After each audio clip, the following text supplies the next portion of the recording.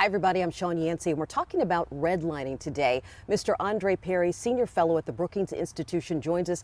And you are also an author, so tell us the name of your latest book. Yeah, my book is Know Your Price, Valuing Black Lives and Property in America's Black City, where I assess the value of assets in those places.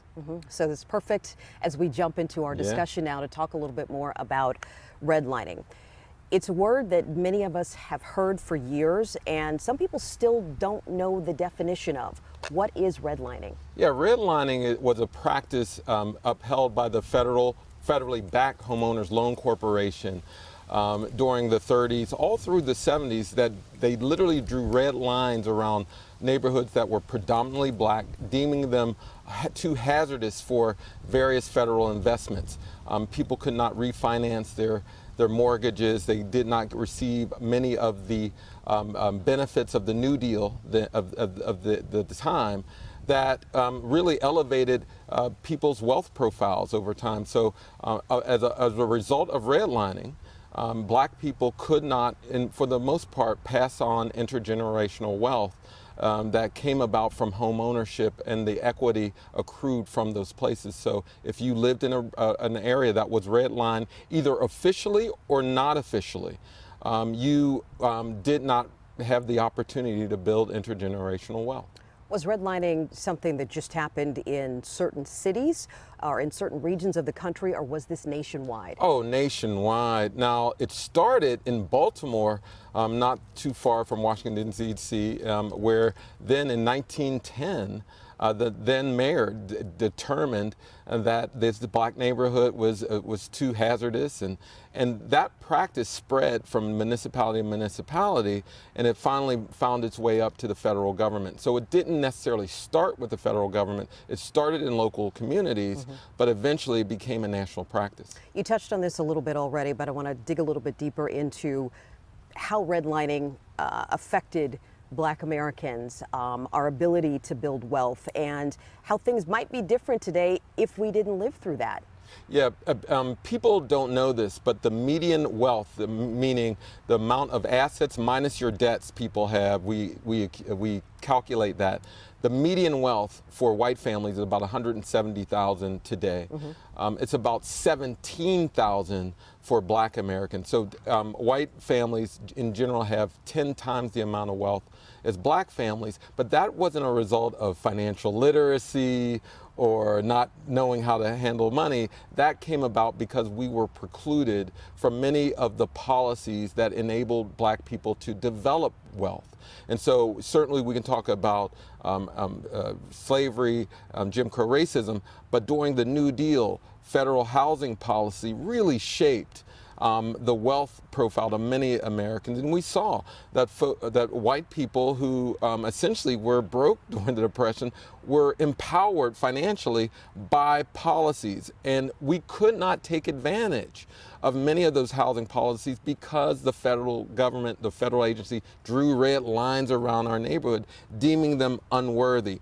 And even when our GIs came back home and they wanted to use their GI Bill to purchase home, they could only purchase their homes in certain areas because black people were not allowed to purchase properties in white areas because of racial housing covenants. So not only were black neighborhoods redlined formally or informally, because not every city, including DC, was officially redlined, but we knew the areas where we were allowed to live, where loans were allowed to be, refinancing loans were allowed to be let. And so many black areas, if you were black and you lived in a black area, you were just precluded from wealth development. So in addition to preventing us from wealth building and generational wealth building, what are some of the other things, that the fallout as a result of redlining or these covenants that did not allow people to sell their homes to black people?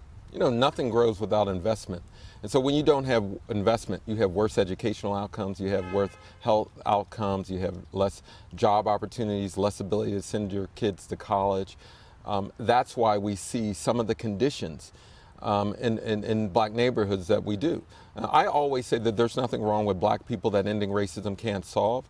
When things go wrong in black communities, we blame black people. We don't see the policies that have extracted wealth from generations of people. So it's important that we identify those policies that still extract wealth so that we can change them and restore some of that value that's been extracted by racism. How do we do that? And I know, so briefly, we were just talking about the fact that the communities that were redlined in the past aren't necessarily the same people who were living in those communities then don't live in those communities now.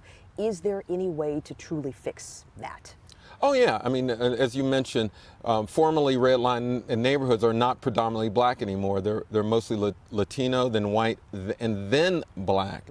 And so what that means is we have got to essentially find ways to get direct subsidies to people injured by redlining. We know who lived in areas, we have those records.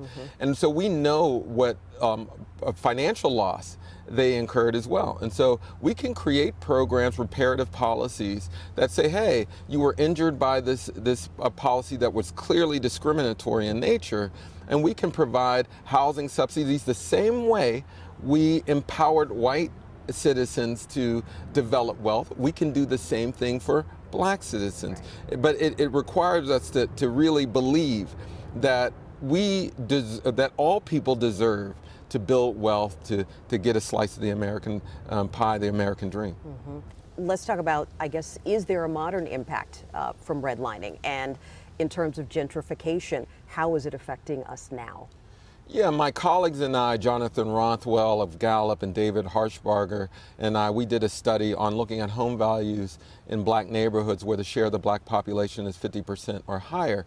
And we found that after controlling for education, crime, walkability, all those fancy Zillow metrics, that homes in black neighborhoods are underpriced by 23%, about $48,000 per home. Cumulatively, there's about $156 billion in lost equity. $156 billion. And again, this is not because of education or crime. We control for those things. But $156 billion is a big number. In fact, it would have financed more than 8 million college degrees based upon the average amount of a four-year public education, paid for or financed more than 4 million black-owned businesses based upon the average amount black people use to start their firms, would have replaced the pipes in Flint, Michigan 3,000 times over, and it's doubled the economic burden of the opioid crisis. It's a big number. And so again, when we look at black communities, we should be looking for ways to restore that value because people are not sending their kids to college, they're not starting the businesses they need. And because of those actions, our communities are not developing in the manner in which they could. And so, and then another thing is that 23% I just described, it's a discount. So when you have means, guess what you do? You purchase property in areas where there's devaluation. So because you know what, when we see white people moving in, the values are raised, and they get more bang for their buck, so to speak. So we just need to figure out new loan products so that low-income renters can then become buyers. We should figure out ways to get new credit scores because much of the credit scores ignore the historic racism that extracted the wealth and disabling us from attaining assets. So our credit scores really reflect discrimination, not of our willingness to pay. And so we need new innovations. New zoning ordinances, for instance. And if we do these things, we can actually restore the value that's been extracted by racism.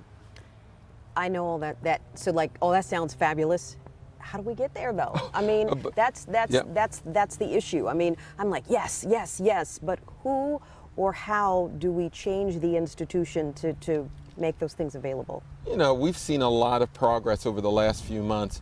Biden and HUD just announced recently that they created an interagency task force on appraisals. Now, a lot of people heard in the news where black homeowners went to refinance their home. They got an appraisal. It came back low. They suspected something fishy was going on.